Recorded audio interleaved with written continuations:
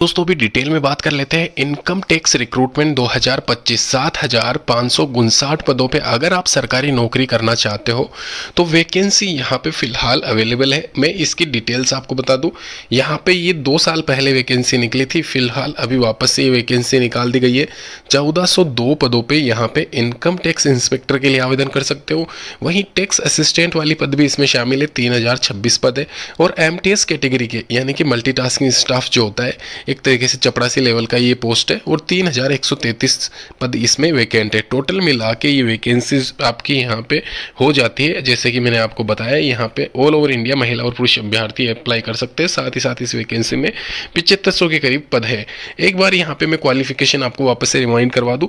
Graduation अगर आपके पास में है तो आप इनकम टैक्स इंस्पेक्टर और असिस्टेंट दोनों ही पोस्ट के लिए आवेदन कर सकते हैं।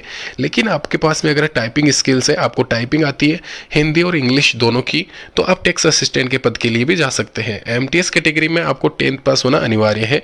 साथ ही साथ ग्रेजुएशन वाला सभी पोस्ट के लिए एलिजिबल होता है, ये आप सभी को पता है। इसके अलावा फिलहाल यहाँ पे मेंशन कर रखी है सैलरी, जो कि 2024 की है। 2025 में अगर आपका सिलेक्शन होता है तो आपकी सैलरी यहाँ पे ये मान के चलना, इसमें 2-3 हज़ार का इजाफा देखने को मिलेगा। लेकिन यहाँ पे जैसे कि आप सभी को पता है, वैकेंसी में थोड़ा डिले हो चुका है।